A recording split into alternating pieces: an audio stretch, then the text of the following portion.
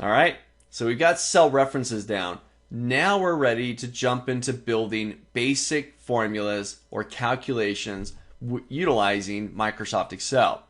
Now, I'm going to hopefully bring back some memories of your arithmetic classes, your math classes back inside of grammar school. For me, math wasn't my strong suit. I'd go to math and I'd rather scribble in the margins of my binder and turn the lecturer, the teacher off. It was kind of a drag for me. My kids come home from school today and they ask me how to perform simple little math equations. It's like, oh, go ask your mom. She's down the hall. But the nice thing here within Excel, as long as we understand the basics, mathematical operators, addition, subtraction, multiplication, division, potentially an exponent. Excel does a lot of the work for us. We just got to understand the basics. What is it that I want to get? And then Excel does the math. It's like whipping out your calculator. Excel is really a super powered calculator. You just plug in the numbers and the proper operators, and it does the rest for you. So let's take a look.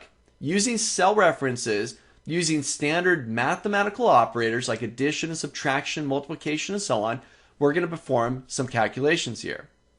Now, there's one consistent element that every single calculation, from the simplest to the most advanced calculation you can perform inside of Excel, each of them have something in common.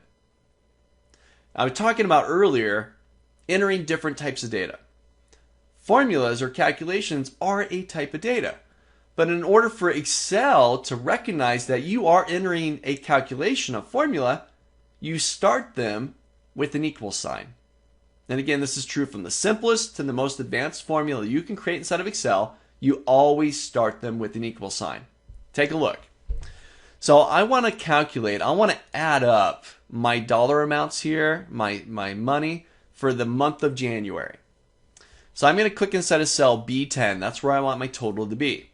And once again, from the simplest to the most advanced, you always start them with an equal sign. I'll type in equals.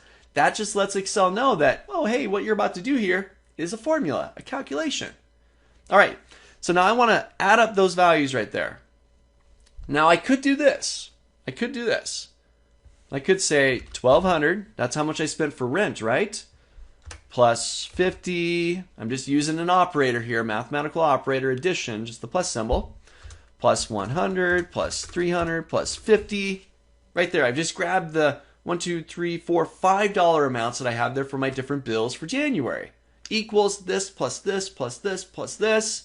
When I'm all done, I'll hit my enter key. $1,700 for the month of January. Okay. What do you think? Let's double click that cell. Let's open that formula back up again. There it is. Just double clicking the formula. What did we just talk about in the previous lecture? We talked about cell references. Am I referencing cells right now? No.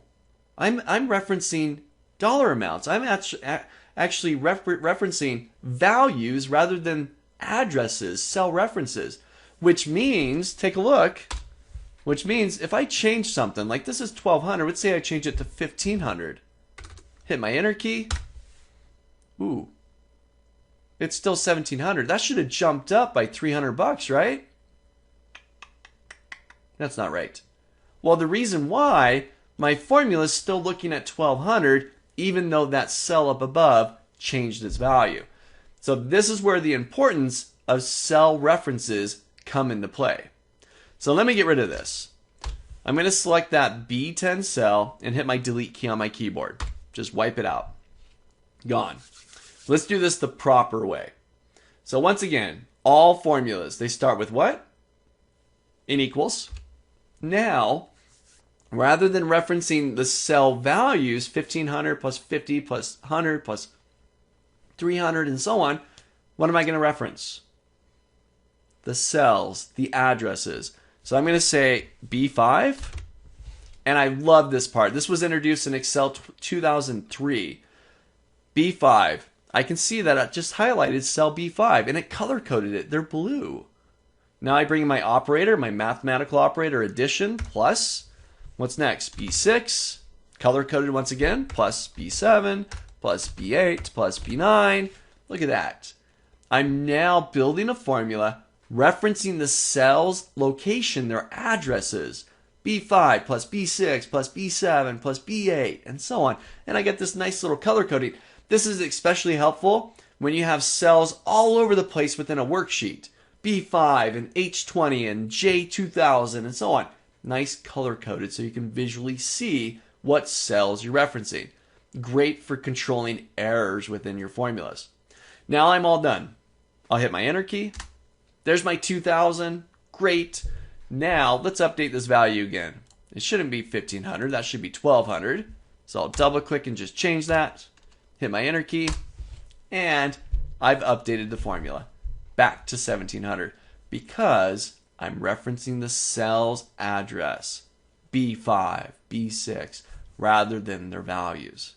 So building a simple little formula, just using some mathematical operator, in this case some addition, the plus symbol.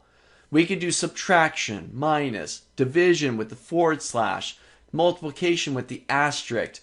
And if you ever need it, you got the caret symbol. It's a little triangle. It's Shift 6 on your keyboard.